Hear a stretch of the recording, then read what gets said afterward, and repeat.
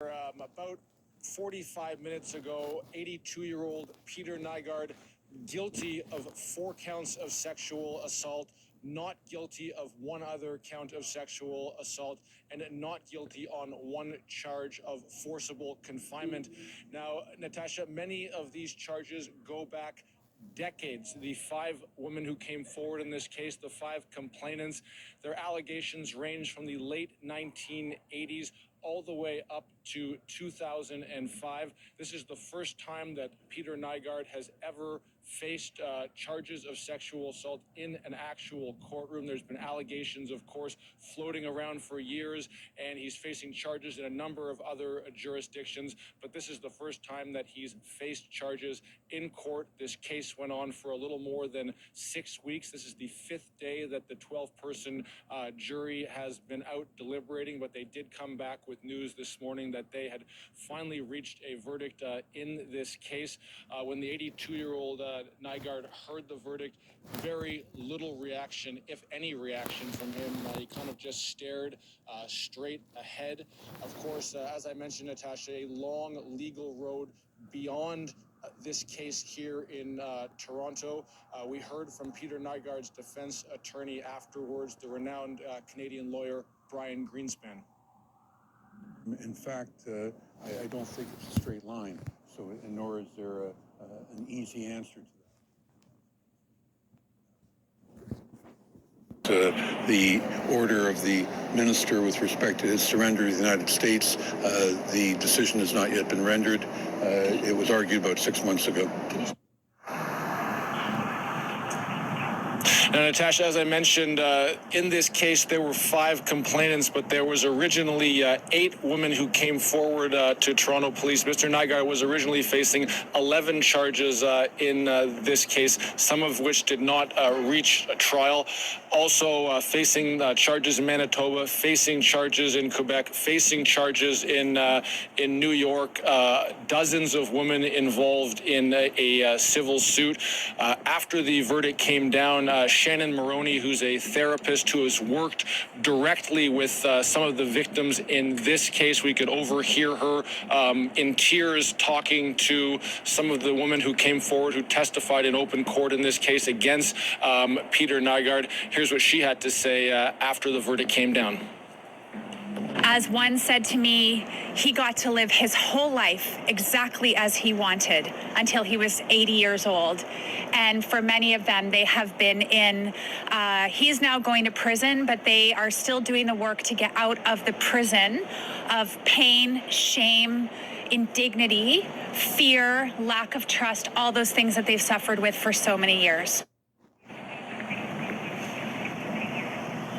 Now, Natasha, a couple other things I want to mention quickly. Of course, what's next in this case? We're going to come back to court on November 20th, and that's when a sentencing date is going to be set for Peter Nygard, tied to the convictions we heard today. Whether he's going to appeal these convictions, his lawyer Brian Greenspan wasn't ready to kind of comment on that yet. I can also tell you that moments ago, Peter Nygard left in a Toronto police van. A number of photos I just saw of him. He was slumped in the back of that van in a black parka, much of his face covered.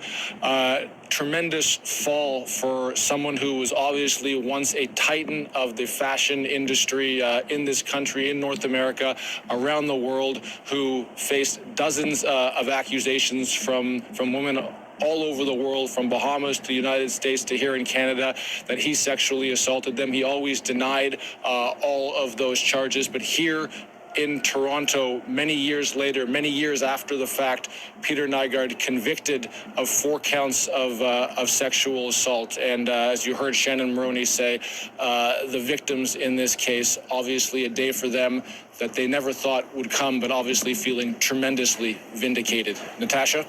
And we're hoping to have a lengthier conversation with Shannon later on during the show. But in the meantime, CBC's Jamie Strachan, thank you for bringing the legality of everything we've witnessed in the past 6 weeks, as well as the verdict. We're joined now by Hilary Dudding. She's a criminal defense lawyer, and she also joins us from Toronto. Hilary, thank you so much for making time for us.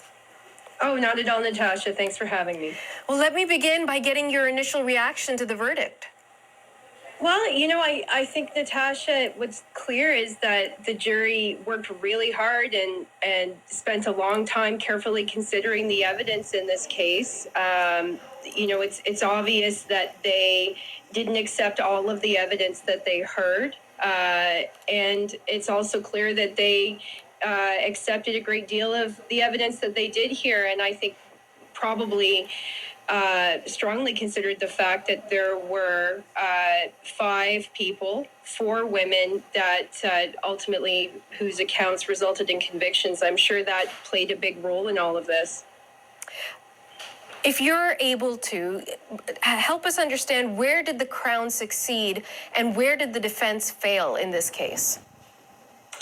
Well, I think the standard of proof is really high in a criminal case, and that's for very good reason. I think in a case where the allegations are historic, they happened a long time ago, that can pose challenges for the defense and for the Crown in terms of proving the charges. And certainly in this case, the complainants were cross-examined at length about their memories. And of course, Mr. Nygard's story was that in 4 out of the 5 cases, he had no recollection of meeting the people at all. And that can pose difficulties on either side. But clearly, I think the jury, after considering it, found that the complainants were credible. And I think in terms of the defense, it's always very difficult when the defense is one of, I don't recall, but that's not the kind of thing I would be likely to do. I think that may well be the case, but clearly the jury were not left in a doubt by that.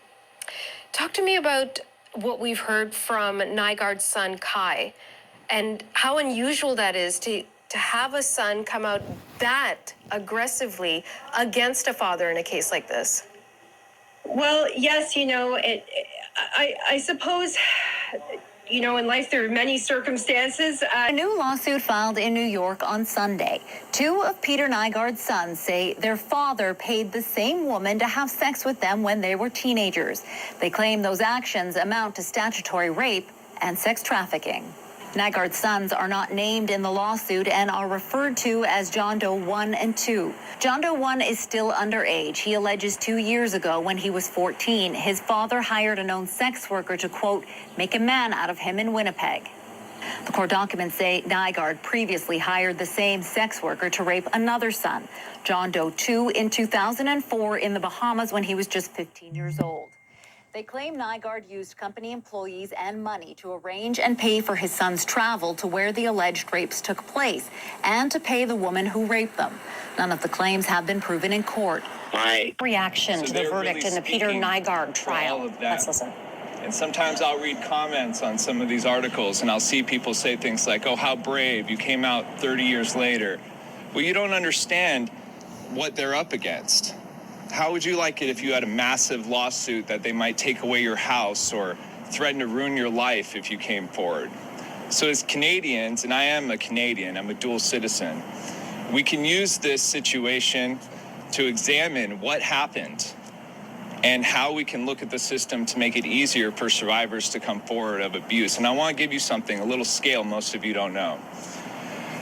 The scale of this crime and his actions, when you look at the civil suit, you look at accusers who weren't in the civil suit, former employees who wanted to come forward and don't want anything to do with money, just want to have justice. He has more formal accusations than Epstein, Weinstein, and Cosby combined.